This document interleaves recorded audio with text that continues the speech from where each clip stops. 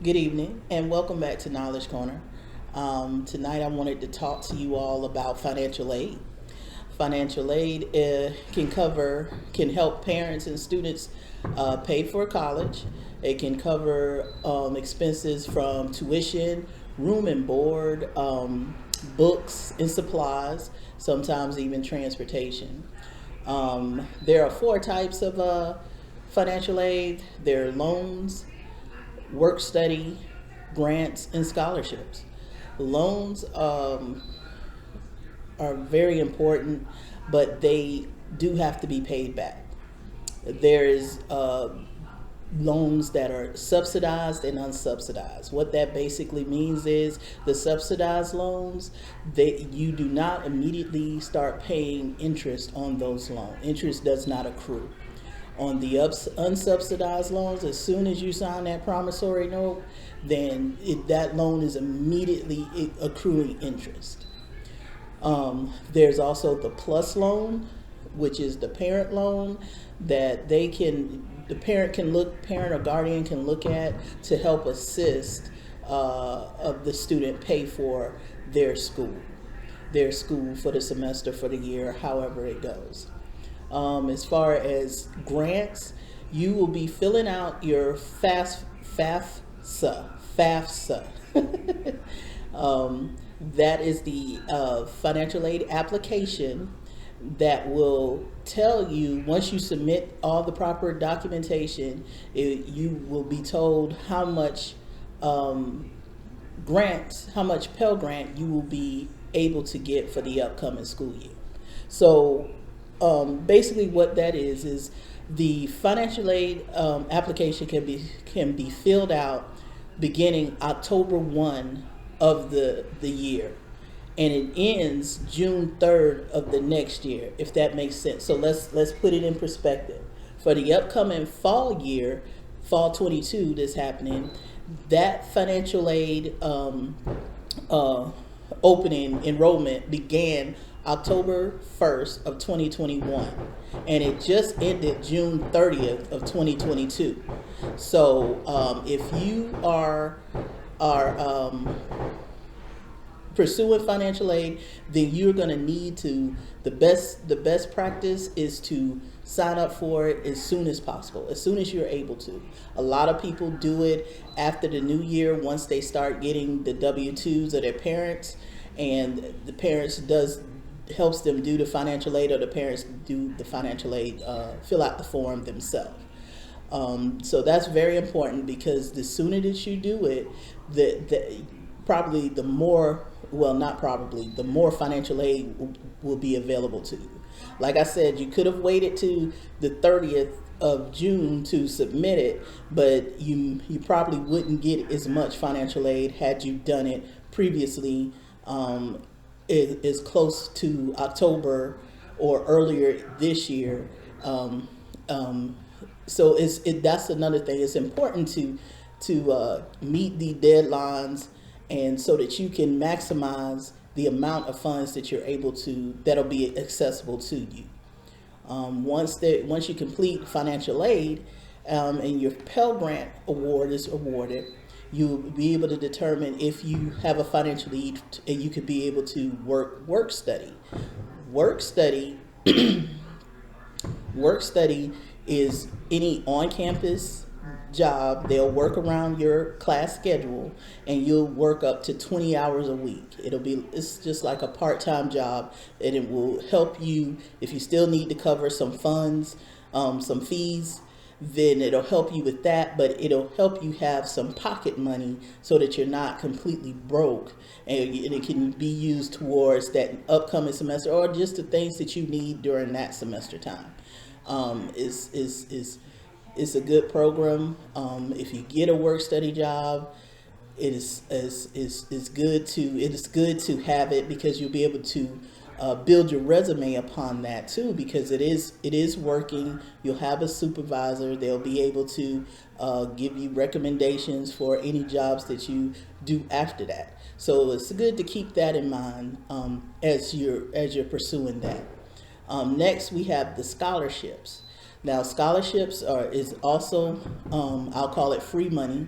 It's money that you can use to go towards your room and board, books, things of that nature. Um, you want to apply for scholarships as soon as you be able to, as soon as you can, as soon as they open up. You want to search for them. The best places are your churches, your civic groups, or city and county organizations. They have different scholarships that you might fit the criteria, and so you want to apply for those things. It's very important. Scholarships are very important because it can also help you to have that extra cushion. And the more free money you get, the less loans you have to take out. Because remember, loans are monies that it will have to be paid back and once you leave school.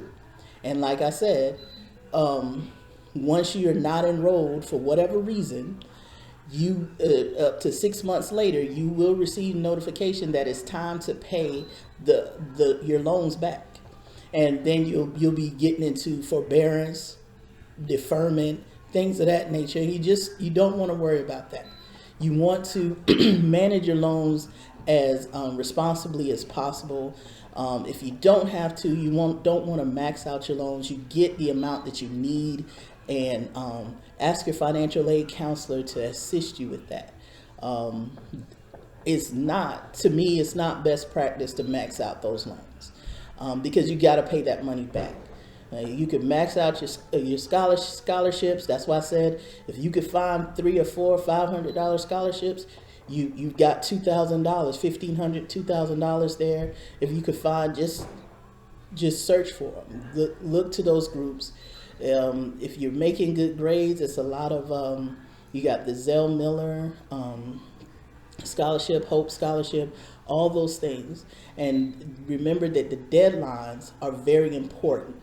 The deadlines are very important to meet so that you can get the maximum amount of money. That's the most important thing, because you don't want to have to worry about you working a full-time job trying to pay for school. Now, I know it's been done. I've done it. But as a student, especially as a young student right out of high school, you don't want that worry on you. You want to get into your study groove. You want to get acclimated to your new environment. So you don't want that worry on you. So I would suggest, like I said, as soon as you can submit your financial aid application, submit it. Stay on your parents. Parents, if you're taking the lead on it, stay on those important dates so that you can submit it, so that you and your student can get the maximum amount of money that is available at the time that you qualify for. Another thing about financial aid is you have to maintain at least a C average to continue to get your financial aid. I'll repeat that. You have to maintain at least the C average, a 2.0, to continue to get your financial aid. After each school year, which will be, if you're on semester, fall semester normally goes from August to December. That's your first semester if you're a freshman. Second semester goes from January to May. So by the end of May, when your grades come out, that cumulative grade that you receive should be at least a 2.0, and you should have a certain amount of credits at that point.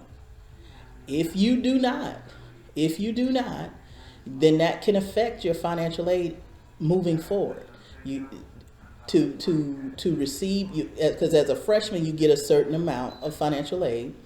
As a sophomore, you get a certain amount of financial aid, and you should be at a certain credit hours at that time. Same with junior year, certain credit hours, you'll get that junior year financial aid allotment. Same with senior year. So it's important to maintain those grades and keep that to at least a 2.0 GPA, so your money doesn't get messed up. because if you fall below the 2.0, you won't get work study. You won't be able to get work study. You won't be able to get your Pell Grant, and you probably won't qualify for a scholarship, and the loans won't come. So your grades are very important. So that keep that in mind. Parents, keep that in mind to encourage your students. Students, keep that in mind moving forward as you make these decisions for this first part of a young adulthood that you're stepping into. And really, that's it about financial aid. But while I've got you all here, I wanted to take the time to wish Tuskegee University a happy birthday. Tuskegee University was founded July 4th, 1881. Tuskegee turns 141 years old today. So happy birthday, Tuskegee. Tuskegee was the first college that I attended right out of high school. So this was my first home out of the home that I grew up in. So I have a special love for Tuskegee. Tuskegee is located in Tuskegee, Alabama. Enrollment is, when I checked the website, is right at 3,000. They offer 42 undergraduate degrees and 24 graduate degrees. Mascot is the Golden Tiger. Colors are crimson and gold. And the current president is Dr. Charlotte P. Morris. And Tuskegee is a special place for me. I love it. Haven't been back in a while. I plan on going to homecoming 2022, and it was a great place for me. Unfortunately, I didn't graduate from Tuskegee. I didn't get my degrees from Tuskegee, but it still holds a special place in my heart. So there's nothing but love for Tuskegee University. Memories upon memories. So I enjoyed my time there, and like I said, nothing but love. And happy birthday, Tuskegee University. You all have a good night.